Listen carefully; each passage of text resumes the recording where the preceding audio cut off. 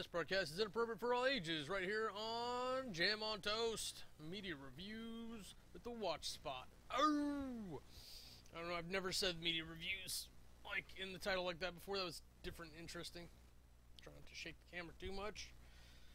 Oh man, oh man, oh man. If you are unaware, television is a great, wonderful thing.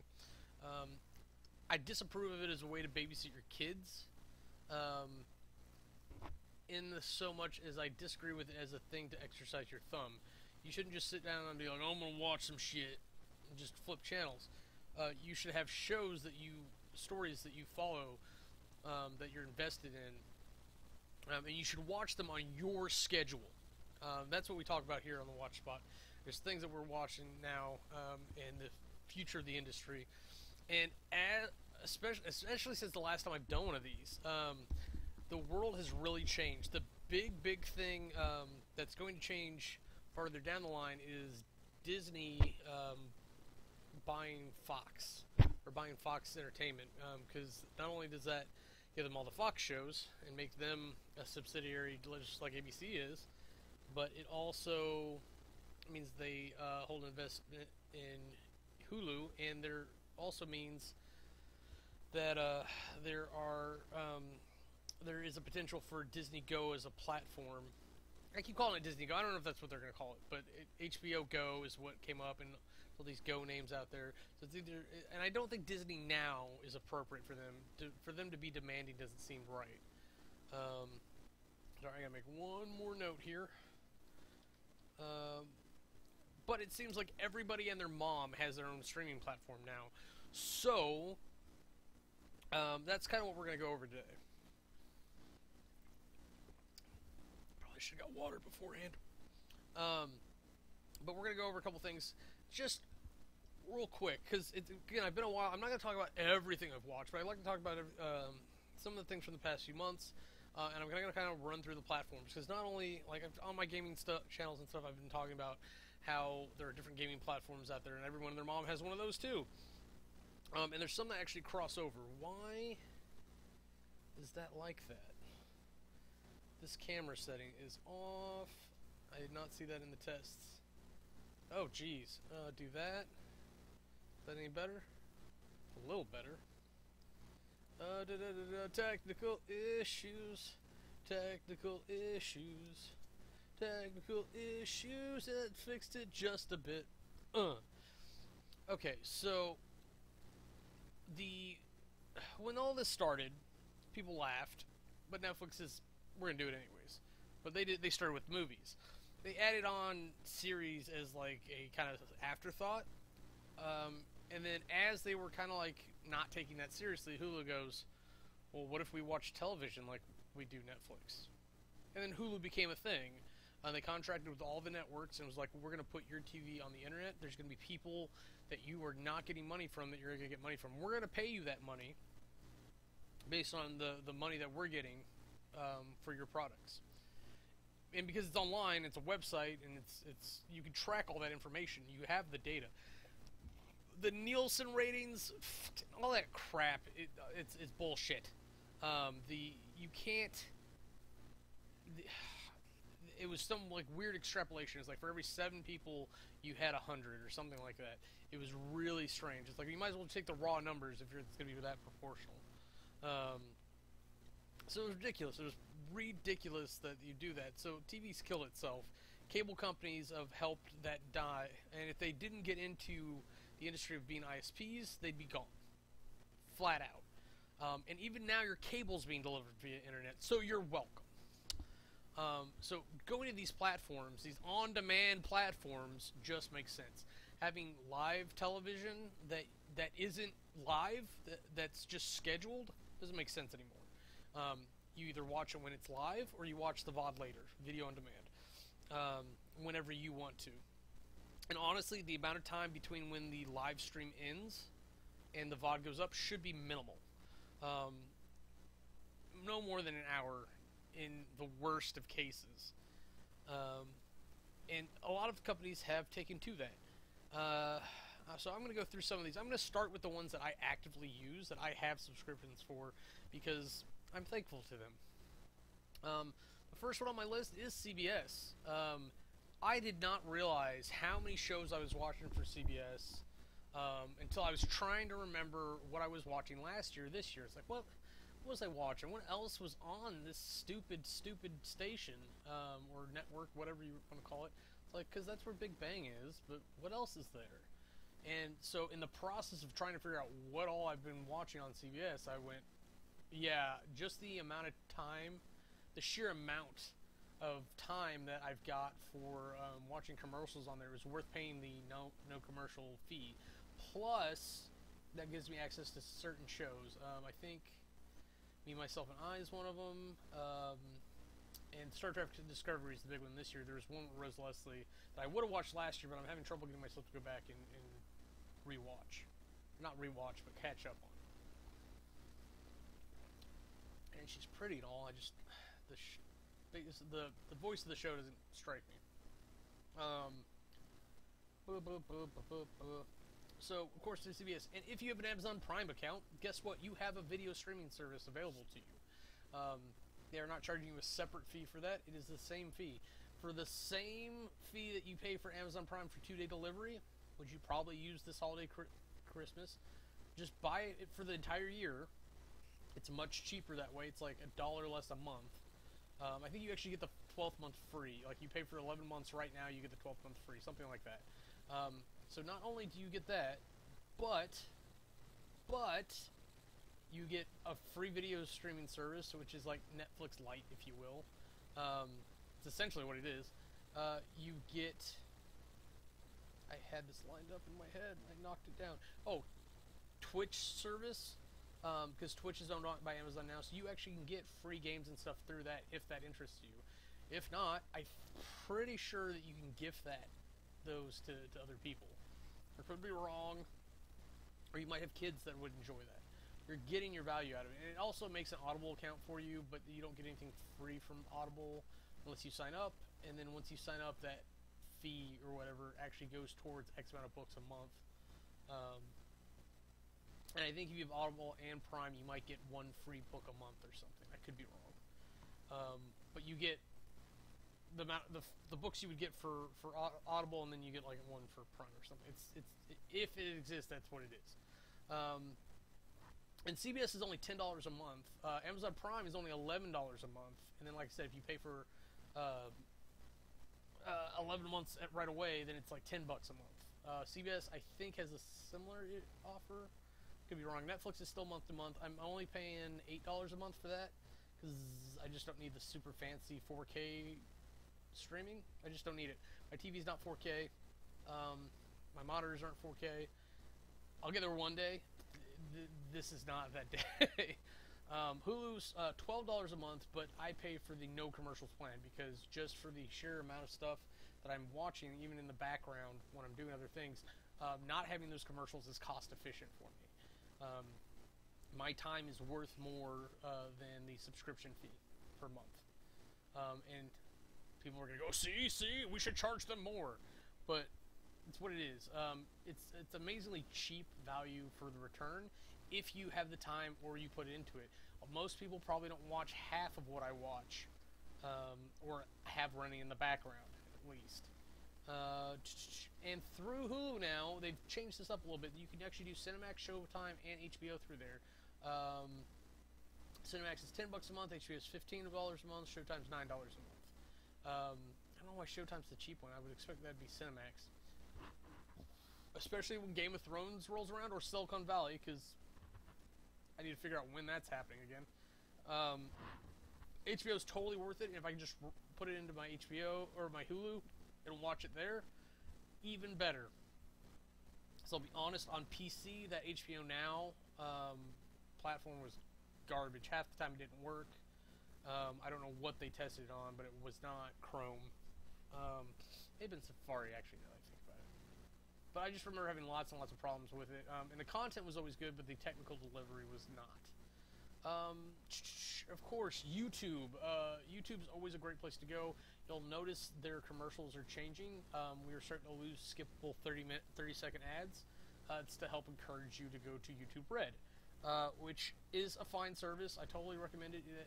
You pay that $10 a month if you use YouTube that often. And I forgot to put this on my list, but Rooster Teeth, I think I pay like $3 or $5 a month or whatever for their lowest thing. I will go with double gold one day, but today's not that day. And the purpose of doing that would be to get another place to get games and such, because I think it's like something ridiculous, like $30 a month or something. I should probably not even be downstreaming my own platform. I'll go check that just to get you the price. And I actually watch enough stuff in the long run that it would be cost efficient to do. Sorry, I saw something. I was like, that shouldn't be there, but I got the chapters, the volume mixed up for Ruby. So what if why did they make this so hard? Settings probably. But the can't think and read. The YouTube, yeah. So if you spend enough time on there, like I would on Rooster Teeth sites, because it's the main thing I watch on YouTube, anyways. Plus like 4 other channels, honestly, at this point. I'm just not spending enough time there to make it cost efficient yet, but totally should be if that's what you're into. Put your money, invest your money in the things you believe on. If you find someone on YouTube that you really like, go to their Patreon. Like, you know what? Don't even remember my Patreon. I have to send you to my media link, and then have you go from there. Why are you so scratchy? So okay, so I can. Oh, I guess I have it on the 1 year reoccurring. It's $5 a month if you do that. Oh, if I upgraded double gold. Here we go. So the double gold is $35 a month instead of like $35 for the year. I actually like that exponentialness. And the things you get: monthly double gold, only Q&A, first access to live entertainment, VIP packages, double gold, only contest giveaway, monthly RT box, and that's the thing. So it claims a $60 plus value, and I don't know what the history of the box is. But I mean, this was started back when like Loot Crate was a big thing, and there are crates and box services that are still big, but I still want to see like the Bang box come to life. And I'm losing the focus of the show, but I do want to see what is there. But all that, I got the wrong total here. So I'd done this ahead of time, so I wouldn't do this on TV, but I can do it on TV, on broadcast. What? Don't do that. Bad open office. So less than $50 a month, almost $41 in my entertainment bills, as far as that's concerned. And I get access to all these platforms. It's great, and there's actually more. If you did everything that I had just mentioned, including YouTube Red, it's only $85 a month, $84.92. That is so much cheaper than cable just on its own, with premium channels. Now, if you watch sports, you have to find other things, because I don't know where to look for that at. Let me get this crap out of your face. I'm not happy about that. And then I had a little blank spot, because PlayStation changed how they did things. They used to have their own video network, and it was, I don't know, it was part of PlayStation Plus, because that's where it was the only place you could legally watch Powers. It was a TV show about a former superpower being or person being a cop for supers, which does not go well for him. I'll spoil that right now. But I can't figure out how you do it now. I think now it's PlayStation Video, and it's only available through the PS4. So I don't know if I could load up my PS3 and subscribe and watch it properly. Now, like I said, everyone and their mother has a streaming platform now.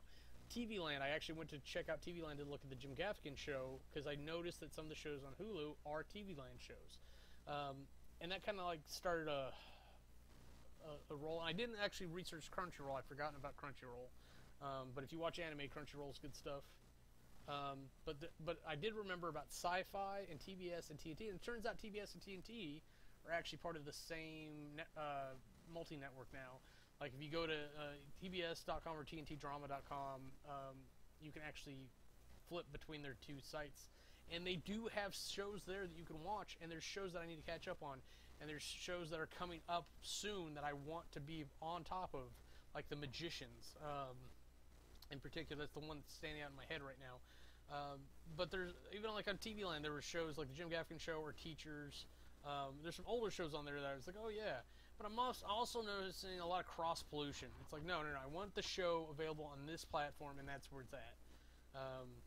Honestly, like I want Fox's shows on Fox's platform.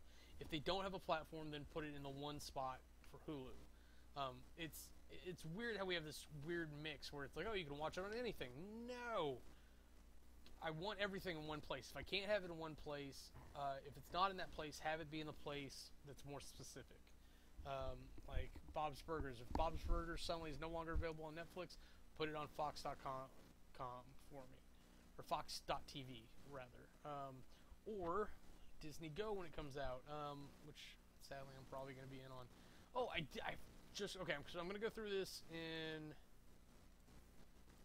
I'm going to try to make this pretty quick up until to Hulu, because that's a much larger discussion. But going about Netflix, I caught up on a couple shows. Binging is fun. And just a lot of boredom lately. Season 3 of Fuller House, I managed to catch up on. I don't think it was recent at the time that I did it, but I was like, oh, there's a new season of this. Why didn't I know that?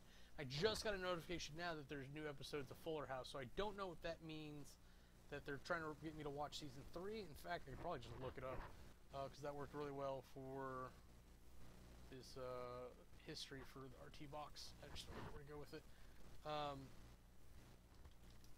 So, I don't know if Season 4 is finally here, because they did mention the Destination Wedding, which was going to be part of Season... No, don't do that. Don't play things. Okay, so it says watch all of Season 3 now, but it's showing them in obviously in another country. So I think what happened is that I watched Season 2. Yes. Okay. So my numbers on my notes are wrong now because they put it out and I didn't know that the new season's out. So I'm watching Fuller House this weekend. That's happening. Done. So I actually watched Season 2 of Fuller House, and I really enjoyed it. I really am liking the dynamics and the craziness. I wish it would be more solid because they're very much into that old 90s mindset of like, hey, problem resolution, reset. And that makes it very episodic, which makes it harder to follow a larger continuity. I enjoy a ballad. Is that the right word? An epic... Yeah, an epic. I enjoy a long storyline. That's why I like series so much more than movies. You don't just, sometimes you just don't have time to put it all in a movie. But like, which is why they're turning Lord of the Rings into a series instead of putting them in, 3.5 hour movies. Like the extended editions definitely pad the runtime more. But that's what I'm saying here is like you couldn't tell the stories of Fuller House in a movie. It wouldn't make sense. But it's strangely going episodic with your series will do the same thing. It defeats that long continuity that gives you the advantage there. That's why it's kind of weird that these Marvel movies are Marvel movies and not Marvel series. It's like, just give me the comic and put it on a screen for me. Thank you. We're done. But they're reinventing everything and making it a comic book type universe like that. It's odd. It's odd, really, when it comes down to it. So typically, like when you get to sci-fi and drama, you get away from that because it's about the epic story. Whereas Fuller House is supposed to be like just a cheap sitcom. I hate using those words on a show I actually honestly really like, and it gives me that nice flashback to watching Full House when I was younger, but not so much because now, they were cute back then. Like now the girls are much obvious and more sexy in an adult way. But they're also moms. They're also responsible for these children. And I don't feel like there's enough people really feeling that for the guys back when. Jesse was the obvious character to kind of like put that on, um, but it shifts a little bit. And it does involve their dating lives and their romances and everything, so it is a play. In fact, DJ's romance is like kind of the center in this, whereas it very much wasn't Danny's back when. Now, granted, he dated around, he had relationships that came into the fold, but it was much more about the family. This is still about the family, but it very much, for whatever reason, leans much more towards the romances involved, because not only is this one big family, but it's multiple big families. Not only do you also have the older big families coming in on occasion, but you have Kimmy's family is much more involved than they ever were before. Let's see, what's the other one? I know there's at least one more. Slipping away from me. Oh, you've got the friends coming over just like they used to do with DJ and Steph. Or you've got Kimmy's. You've got old Kimmy's coming in to bother the new Kimmy. But like her dad, her spouse died, and she's trying to get on by, and she's leaning on all these people, and it's a great, touching story when it comes down to it. And there's fun drama, and like I really kind of want to see DJ get her happy ending, and everybody get a happy ending. But I get it's a series, so like the point of it is to never get there. But I like the tease of that. Let's see. I don't know where to go from here. Let's talk about things that we've caught up on. Dark Matter. Dark Matter is fantastic. I can't. It's hard to sum this up, especially with the first season being what it is. The reason that this show took off is because the first season was a big mystery. No one of the main cast remembered anything about themselves, so they had to develop new identities and try to get by and make decisions for themselves with very little other than instinct, let's say. And then you find out that, like, and then there's the android that's involved that apparently doesn't know anything either. She was rebooted.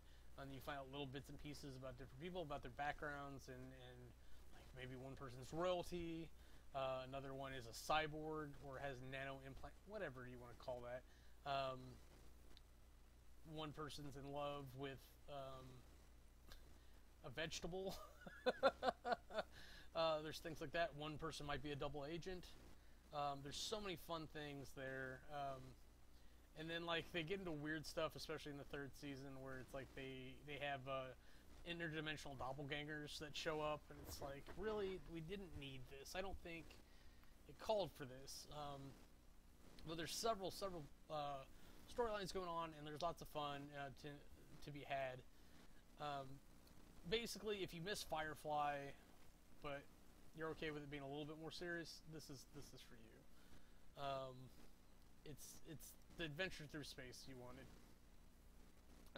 Stranger Things was amazing. I can't believe. Oh God, it's already been 25 minutes. Stranger Things was amazing. I can't believe it got so much better. They really nailed that era too, and I keep telling people that it's like you really feel like the show was really filmed back then, and you feel that nostalgia for little things like that. So they really got all the details right. They've got like the brands of soda. They've got like Hollywood printed tabs and things like that. They did a better job than Back to the Future, let's say, or at least as good a job, if not better. And the Gorgon storyline this time around, very interesting that they went that way, because the first time it was a single guy. It didn't seem like there was much in the Upside Down, but this time around it seemed like the Upside Down is filled with things. And so there's just a guy that really wanted to come through and mess up our world, so he sent his dogs, plus everything else going on with possessing a kid, and Elle being amazing. Then we find out that there are other children.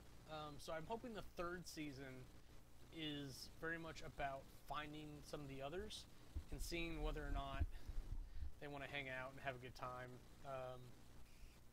Because as Elle gets older, I really think it's going to be what it is, because she's not going to hide anymore. She's not going to be trapped in a cabin for another year. That is not going to happen. Even if she just hangs out in the woods forever and a day. Hopefully they put her in school, though. They get her socialized a little bit. It'd be nice to see her get to a point where she can talk a little better, and then react without using her powers. Because I have a feeling there was a couple standoffs with her and the sheriff where I was really kind of concerned, like, what are they doing with this character? They really, like, just turning her dark side. And it's not necessarily that she's going dark side, it's that she's a kid. She's acting like a shithead, but kids act like shitheads sometimes. And honestly, it's hard to blame her. She's actually, like, really acting very mature for a lot of what's going on. And she is honestly reacting fairly in a lot of cases. A little bit ridiculous here and there, but epic battle scene towards the end of the season.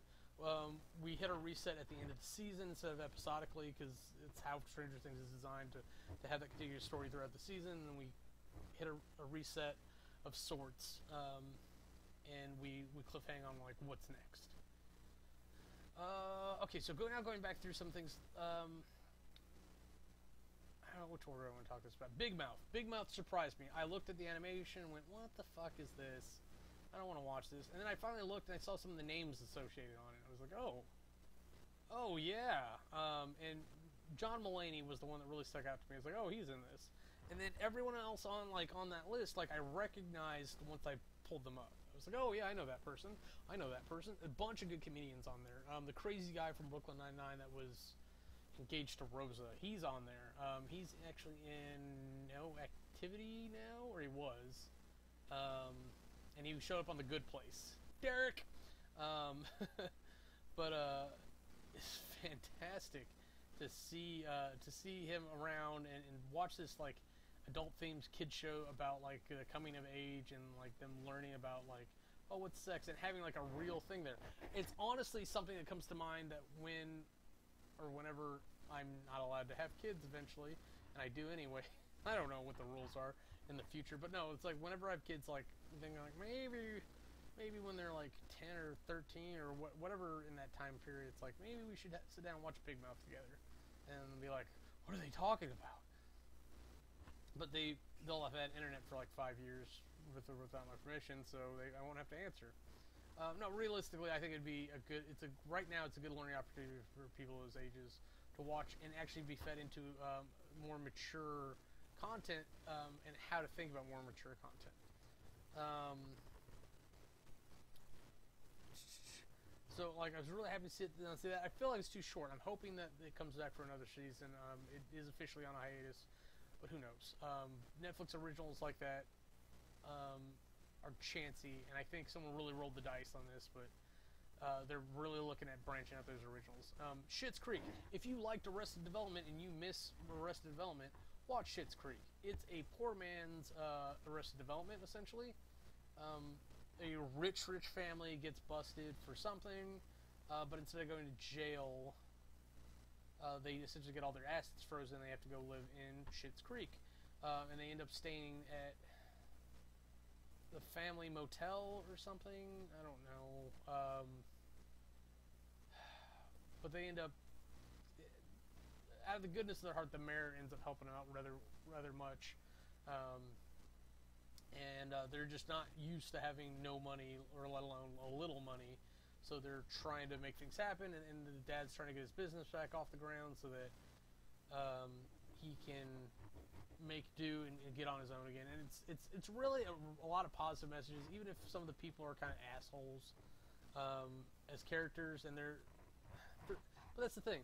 Is like, even if they are assholes, the difference between Schitt's Creek and Arrested Development, I would say, is that these are mostly redeemable characters, whereas on Arrested Development, they're unabashedly unredeemable, and that's part of what makes it really funny.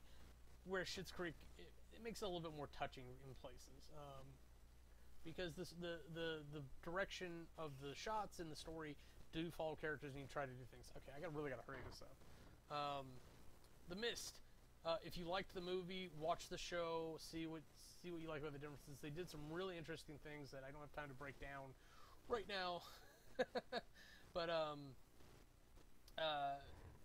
there's a lot of facing humanity and what your perspective of the truth type things are, and so, like, Barney's mom from How I Met Your Mother is in this, and she ends up being like the prophet of something, and so it becomes a little bit more about like aliens showing up for a temporary window to like the end of days and like who you worship and everything. And it's really weird the way they changed the monsters, because in the movie it's very much about the monsters hunting things down, looking for food, or just like, oh, what's this here? Like, oh, I can move into this place and make a home, and I'll kill anything that comes in. Whereas like it's very invasive there. Like, I think there's like moths that like burrow into somebody's skin and lay eggs, and then like a moth bursts out of them. It's really strange, but of course, like, people are dangerous. So that becomes a lot of thing too. It's like, who to trust, who do you put in charge? Like, I don't agree with who you put in charge. I'm just gonna go do my own thing. And that you do that sometimes. You gotta do what you can do. The gates. I only really have one thing to say about this, is that I'm tired of daywalking vampires. Daywalking should be an extremely special thing for a vampire. They shouldn't sparkle or have mansions and walk around in the daylight. No. So fuck the gates. It's pretty much how I feel about it anyways. It's supposed to be like an upscale neighborhood of supernaturals. I was hoping to find a replacement for Grimm, I think is why I turned that on. And, because I don't think I'd found Supernatural again. I don't think it started up again for the season. But, yeah, that's what it is. Let's see. Real quick, Amazon Prime. Like I said, Netflix like. The Tick. Oh my god, if you liked the original cartoon, or you like the Patrick Warburton version, go check this out. Totally worth the watch. I'm not joking. Totally worth the watch. This is a very different angle than I've seen before. I know the comics they explored some different avenues than the cartoon did, and especially the other live action, which is a pale comparison of the cartoon. They explore some mental disabilities with not Arnold, Arthur. But they actually give him a tech suit, so he's a little bit more capable. They introduce some other characters instead of like the Mouse or American Maid. Introducing them right away. They introduce this other vigilante guy who's very tech savvy, and then of course the Tick, who's just invulnerable except stupid. And Arthur, helping compensate for that, really can utilize the Tick as a superpower on its own. So between the suit being able to keep him alive and being able to utilize the Tick, he's totally in his prime to accept his delusions of grandeur as reality. The other thing was that Arthur was the kid in this photo of a villain stealing ice cream from a kid, and then that villain goes off the grid. I really like the main villain lady that they put across from the Tick and Arthur, Static Cling or something like that. She can essentially shock people. She's a shocker type, but without her mentor, and I don't know if they were banging or not, but without her mentor around, she's lost. And now that he's back, and berating her is like, when I left, you were this ass kicker, and now I come back, and what are you, Susie Homemaker? Not to belittle Susie Homemakers. Susie Homemakers are a great thing. We were a big fan. I like sandwiches. I mean, yeah, but yeah, they kind of talks like this, which is why I did the voice. But I don't know. I really like. I think it's a couple of great villains, and if ask anyone who's really into things, the villains drive the plot. It's called protagonists and antagonists, but it's really pro-storyist and anti-storyist. Heroes slow down the plot. The heroes want to reset the situation back to how they used to be, back when America was great. But villains are shaking things up. They're moving things. They have purpose. They're like, we're gonna shape the world and watch it burn. I have not watched this yet, but there is a thing called Jean-Claude Van Johnson. Jean-Claude Van Damme must be getting a little light in the coffers, and maybe he wants to set up his kids, or his illegitimate kids, whatever, for like college or everything. College is expensive, yo. So he's doing a new series, or maybe he's just bored and he wants to get back to work. But he still looks great, and I think that's part of the joke, is that he's playing himself as Jean-Claude Van Johnson, and it's about him going back and working for like the CIA or the FBI or whatever. I'm gonna mention this other show before I get to the really good one. There's a show called Betas on there. I did watch that a couple months ago. Worth the watch. Very funny. I particularly like. There's like a little wussy kid who ended up dating like this big buff bodybuilder lady. Oh my god, I was like, I just want to watch that show all the time. I want her as a permanent cast member, and they ditched her after a couple episodes. So sad about that, but I loved that dynamic that like you had like the strong woman character, because it's so different from what you normally get comparatively. And I think like he was like, they were playing with aspects of him being afraid of her, and then like he would love her for the same reasons. And so they were playing with that aspect of it being the unexpected. I really liked it. And then they did the normal thing where it's like there's neighbors that hate each other, but they really like each other, and will they bang, won't they bang, blah blah blah. Stupid trope. Amazing show that came out. Glow. How did I not talk about Glow? Oh my god, go to Netflix and watch Glow. Oh my god, amazing. Alison Brie. I probably have top 3 shows I could talk about, and Glow would be in the top 3. It's about ladies wrestling, Glorious Ladies of Wrestling, I think is the full title. But it's like back in the 70s, back when wrestling was regional or area specific, and they set up the show, and like Alison Brie comes in there as like not a wannabe actor, but just not a super strong actor enough for the director who's putting on the show, and then like she becomes the star. Like slowly she works her way over this big actress that they paid a lot of money for, and then there's great interdynamic because she banged her husband. But so you've got like the dysfunctional family drama, you've got wrestling, which in itself is beautiful and fun. You've got Alison Brie leading the show and carrying things, and the American Wonder Lady's good too. The director guy's pretty good.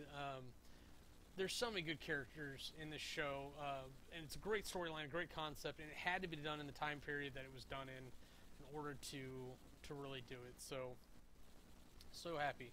And I'm realizing too, that one is in the all these are older era shows. They're not done in even the 90s or later, because that one was in the 60s, 70s. Marvelous Mrs. Maisel, The Marvelous Mrs. Maisel. Go watch this. This is on Amazon Prime right now. I think it's a Prime original. Totally worth it. It's about like not the first woman comic, but about a lady trying to break into the business when there aren't a lot of women comics. So this is back 60s maybe, based on the dress. The 60s sound right, but probably the same era, 60s, 70s, maybe the 80s if everyone's behind the fashion times a little bit. But she's just got a mouth on her. She knows how to entertain. She's taking notes. She's studying. She's applying. The whole time she's being a house mom, being a mom, and like she's got a guy who's got a good job, so that they're living Upper West Side or whatever in New York. She's going around. She finds out that he's cheating or something, and then they nuke their life. Like he was the one that wanted to be a comic at first, and she was helping. And then she kind of like took the reins over after he had a meltdown or something. Like he couldn't take being booed or whatnot. And she has a moment where she can't take getting booed. And if you or ever had the mindset to go up on stage and do anything, expect, hope, pray on bombing. Don't think that you're perfect, you asshole. Think that you're going to go up there and everyone's going to hate you. And so when they don't, you can appreciate it. You can soak in that applause and know that, hey, I did something good. And then when it bombs, you're okay with it. You're like, well, that didn't work. Let me see what I can do next time. Because there is always a next time in that type of business. You're not doing heart surgery. You're trying to make people laugh. And it doesn't work, it doesn't work. It's just what it is. It's same thing doing videos like this. If this doesn't work, I do another one. I do some different maybe next time. Or maybe I do the same thing for a whole fucking year. Who knows? Oh, God. Yes. Like I mentioned on CBS, I'm going to go through these real quick. Because these are all shows worth mentioning. It's like half their lineup. I don't watch like the NCIS stuff, but starting with just Discovery. Oh my God, it's really good. It's a little bit different than what they've done in the past, but it's from the timeline after Enterprise, before the Next Generation. So they're slowly filling in the timeline gaps for all the stardates. But it's about the ship that has an experimental navigation system that actually lets them blink or teleport, if you don't understand that term.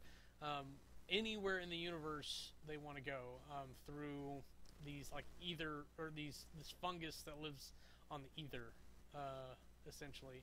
It's very interesting for them to go that way, and they started out very interesting because this is at the beginning of the Klingon Wars. Um, there's a officer that hates Klingons that actually accidentally starts the war with the Klingons, because she thinks that like they're about to attack, and for once they're not, because it's actually a ship on a peace mission, believe it or not. So like there's a, from the Klingons perspective, there's a really interesting story going on, and then from the Federation standpoint, not the human standpoint, there's a lot of interesting things going on, and technology-wise, and it's like, I'm wondering what happened to this. How do we never hear about this sort of thing? How is this not something that Q possibly gave to Picard at one point? It's just very interesting. Matter of fact, why did they give him a cloaking device? Anyways, Big Bang season's on their 11th season. I do this with great purpose, because this fucking show should have been over at least 2 seasons ago. It never should have gone past 9. Never. It was good. It was perfect up to like season 3, right before they realized that they had a success on their hands. And they got lazy with it. The writers got lazy. They started rotating the villain amongst the main characters, and they really lost focus on what the show originally was. The show used to be a show that looked like it was by geeks for geeks, and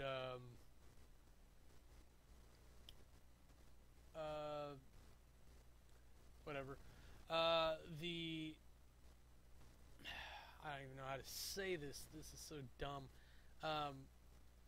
I'm just dissatisfied where it's gone. Bringing in the girls wasn't the thing that ruined the show, but they focused on that aspect of it too much instead of making it about the nerds, if you will. Honestly, I would have loved it around season probably 5 split into 2 shows, where you give Penny her own show and Leonard his own show, and then you just have them cross over all the time. I think that would have been fantastic. I think we would have got where we wanted to go a lot faster. They would have made a lot more money. I think everybody would have won. Let's see. Going through this, Young Sheldon was a good idea. They talked about it enough with great clarity that I'm glad they're revisiting some of the things. I'm glad to see that they did Sheldon's mom so correctly. I'm glad to see Sheldon's dad in the mix. Brother character I'm not really sold on, and sister character could be a little bit better, but there's such a thing there because the young Sheldon acts like an adult, whereas sister is not supposed to. So she has her moments. Mom, if you were an alcoholic or no alcoholics, Mom's a great show to watch. It'll make you laugh, it'll make you cry, it'll bring you up, it'll bring you down, it'll bring you sideways, and put somebody in the sidecar because it's going to be a good ride. Life in Pieces, Superior Donut, Man with a Plan, Kevin Can Wait, Me, Myself, and I, which is actually a weird enough format. I should stop and talk about that. Those other ones, Superior Donuts, Man with a Plan, Kevin Can Wait, they're dysfunctional family shows with Superior Donuts have an unconventional family because it's a bunch of people who stay around this donut shop. And so they're not a real traditional family per se, but they're connected. Whereas Man of the Plan and Kevin Can Wait are about families. It's Matt LeBlanc and Kevin James. They have their families. They have weird dysfunction things. They're old. And that seems to come into play a lot in those shows. Life of Pieces is actually a very similar thing, but it's actually like a poor man's Modern Family. Instead of doing the Alpha storyline, the Bravo storyline that Modern Family does, and then kind of intersperses them, but it does so well that I can't complain most of the time. Life of Pieces tends to take like a day or a week or whatever, a month, and cut it into timelines and put it into 4 stories, and then put those 4 stories in one episode. So all the stories somewhat relate to each other in continuity, but they're separated instead of mixed together, which I really appreciate. Plus, if it happens to be about a part of the family, like I don't really care about, like the grandparents, I don't really give a fuck about a lot of the time. I'd be like, maybe I can tune out for a second, like, or that's the time where I'm like, oh, instead of pausing, I'm just gonna go grab a glass of water, I'll be right back, and I won't miss anything. And then they're re-explaining a joke or something anyways. But Zoe Lister-Jones is in there from Whitney, and then just had his name. The guy from Castaway, Tom Hanks' son, Colin Hanks, is in there too. He's married to her. Those are probably the big stars, but there's a lot of good cast in there. It's not quite as well casted as Modern Family, but again, poor man's Modern Family. If you like that one, you'll probably like this one. Me, Myself, and I. The format on that show is so interesting because it's the same guy, but 3 different time periods. So you've got him as a kid back in the 80s or whatever. You got him like now, the 90s to aughts to 10s, and then you've got the future, which is like in the 40s or 50s coming up. And it's very much centered around the same aspects, involving a lot of the same people in different eras. So it's interesting that they could probably have written this, and then filmed probably the whole season in a couple different sessions based on the different groups of actors that they need. So they could do like him as a kid, do that whole section first, then film the middle layer, and then film the final layer. That's how I would do it, but again, I don't get to make those decisions in a professional capacity. So there may be parts I'm missing in that.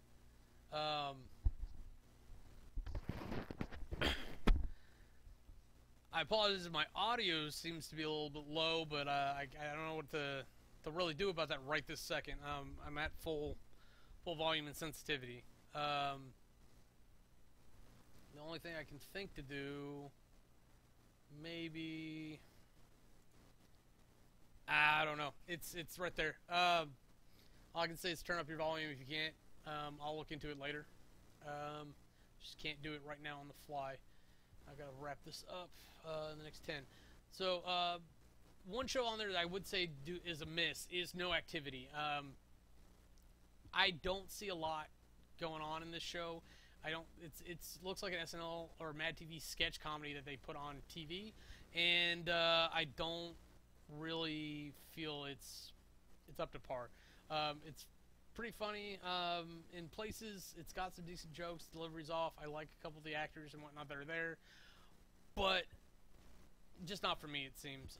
I've no idea where Two Broke Girls got to, and then Elementary should be coming back. But Two Broke Girls is written by Whitney Cummings as well. It's got a lot of her jokes from her stand-up in there. I really am looking forward to whenever that Cat Dennings is awesome. But we'll see. What I may have to do is just save all Hulu for later, or for next time. I think that might be what we do. I'll do Fuller House and Hulu later. So looking at the CW, because the CW's it's free to watch, but you watch with ads. I'm begging them to give me some way to pay them so I don't have to watch ads. But there's a lot of good shows on here. There's even some good shows on here that I don't watch, like Valor and Jane the Virgin. They don't strike me. Plus, I'm watching all those other zombies on there. The 100, both those are on hiatus right now. But the 100 is literally a show that I've said a million times before. It is a show unlike any other. So, like, I totally recommend it. iZombie is a great murder mystery, I can see the future type thing. Life Sentence and Black Lightning are both coming soon. Black Lightning is essentially Black Flash, but it's from a legitimate DC comic, but it's not going to be in the DCU with everything else, so who knows. Let's see. Whose Line Is it Anyways on there? I think it's on hiatus currently, along with Masters of Illusion, which is a show about magic. It's good, it's just the format's a little off. I don't know. Like, I like watching dedicated shows. I'd rather see one performer come out and do something special for a couple tricks in a row than to see one performer do a trick and then leave. The format in which Penn and Teller Fool Us do, I really can get behind, but it is what it is. And that's also on the CW. I do really like that. I like trying to figure out how they done it and be able to catch things. Some people on there get so smooth with their techniques, it's impossible for anyone, even Penn and Teller, to see it. Let's see. It's really the DC block that's left here. I take that back. There's a couple other ones in there. In particular, Supernatural. Supernatural's great. I can't believe they're on 13 seasons. It's really interesting that they've come so far with this. Just let's just say hot guys that solve problems. And the power creep on the show is insane because we've gotten to like world-ending events in like 3 or 4 seasons, and it's like every third or fourth season, they come up on something crazy like that. I think we've had God's sister wanting to destroy the world, Lucifer and Michael about to battle out for Apocalypse. So many things like that. And I think we're about to bring a new Michael from another dimension back to into the world. We're dealing with a Nephilim, which is or Lucifer's kid, who's supposed to be more powerful than any angel. Something like that. So there's lots of stuff good stuff going on there. So that's where I'm going to get my werewolf vampire type craze on for now. It's going to have to do until somebody comes out with a better show. Crazy Ex-Girlfriend. They've really done a lot of like soul seeking with that character. Rachel Bloom's character. I don't remember her full name, but dealing with that character has really been a treat this season because they took her full crazy. They've gone through therapists and medication and dealing with her mother, and she left California. She's back in California. It all up and down, left and right with her. It's been super interesting so far, and I'm really glad to see someone from doing comedy music videos come into their own show. She's still doing comedy music videos. They're just in the show now. And then those are individual products that she can take out and monetize elsewhere. So good for her. I'm really glad they do. Of course, there's network deals and such, but I'm glad it's a thing that she can do. And then Riverdale. Riverdale is the last non-DC item here. This has been a really interesting show. I was expecting something like very kind of amateur. Not amateur like unprofessional, but amateur in the sense of like being very kiddie, because it is from a very innocent comic book, and like there's the whole idea of like, oh, it's all analogous, and it's like, oh, is he going to choose Betty? Is he going to choose Veronica? Is he going to get both of them in a three-way? What is he going to do? And they really don't mess with that concept a whole lot. They open it up with Betty wanting Archie, and I thought like they were going to have Veronica come in and want to get Archie too, and then he was just going to bone Jughead. But they went another direction. Like he actually hooks up with Veronica for quite some time so far in the series, where Betty's kind of pining, but she ends up with Jughead because there aren't any other characters left. Even through thick and thin, and they really have Betty kind of go super crazy slut in a couple cases, and I do not mean that as an insult. I really have enjoyed her character. Probably out of the two, I far better enjoy Betty than Veronica, though they're all great. And then Cheryl, I have no idea where Cheryl came from in the comics, but like she's much more involved than like probably any other character than the main three in their lives and their storyline, whether or not she's being a bitch or not, because the first season is very much about this murder mystery of like who killed Cheryl's brother, and then the second season it's all about finding out who the Black Hood is. And I don't think we're quite there yet. I don't know if it's dragging into a third season or if we haven't finished the second season. Breaks like this for the holidays really mess my schedule up for things like that, and that's just what it is. I'm really looking forward to it. It's a good show. It's a show I actively avoid to watch last, and I go, oh, I don't have anything else. I'll watch this, and then it takes me on a ride. I'm like, oh, I'm so glad I watched that. It just doesn't pair well with anything else. I tend to start with the DC stuff. I think I go Arrow, Legends of Tomorrow, Flash. No, it's Flash, Legends of Tomorrow, Supergirl, Flash, Legends of Tomorrow, Arrow, and then I go like Supernatural, and then I go Crazy Ex-Girlfriend, and then Riverdale to try to peter out that distance. It just that's what it feels like to me. But speaking of the DCU, I don't know. I'm still. DC did it better when it came to the shows, the series, interstitching everything. But I don't know, I'm just not as big a fan as I am of the Marvel characters. It's always been that way. I've never really like just owned like a love for DC, other than maybe Gotham. I like Gotham. I thought I would like Arrow, but like since they had him stop killing people, it's weird. And then having Team Arrow, and like instead of it being one hero, it's a team of people that are trying to do the same type of job that Batman does. It really takes perspective out of it. But they really been exploring the bounds of trust this season.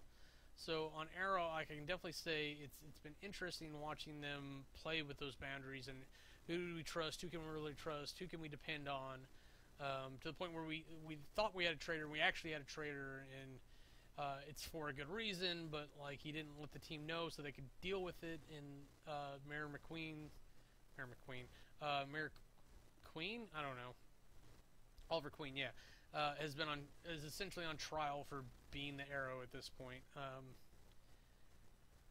So with everything going on and like the grand scale things, it's pretty interesting. But that's the thing, is we go through so much just to get the little bits of goodness. It's like eating pomegranates. Like you've got to like pick them and peel them and bite them, and they're only like this big, or you're spitting out seeds the whole time. The Flash has been a little bit more interesting in that regard. They tend to have more going on in the city, and they've had a different type of villain. Instead of like themselves or the government, it's been this master genius guy who's been manipulating him, and his daughter or his wife just happens to be a master decoy model, live model decoy type specialist. So it's been very interesting to see that type of thing happen between the two of them as bad guys, and see the Flash deal with that. And then on top of that, they interrupted for a wedding of all things. And I mean, I don't mean to dismiss Supergirl at all, but like my problem there is that she's always in like the same threat level. It's always, oh my God, is Supergirl gonna make it? And it gets exhausting. Like, but they're defeating the thing that I hate most about. It's like they replaced my biggest problem with the supers with another problem. Is that like it's always too easy? It's just send a super in, it's fine. But now it's like it's the opposite. It's, oh, she's always in danger of dying, and I don't understand why Martian Manhunter doesn't help more as Martian Manhunter when we actually have that type of crisis on a regular basis. Danvers can definitely handle the base and command, even if she likes being a field agent.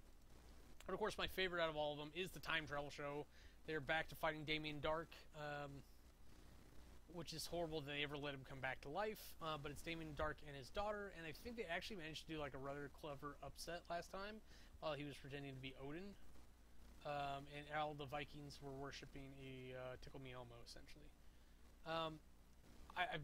It's a good watch. They do it really well. They do the time travel well, and they don't piss me off with it because the characters are so good. It's really all my favorite characters ended up on this show. So I'm gonna have to leave you there. It's great talking about stuff. I'm gonna do Hulu next time, I promise, because I could probably spend another hour just talking about that. And until you see me next time, I am Kamurai. Have a nice day. This has been the Watch Spot.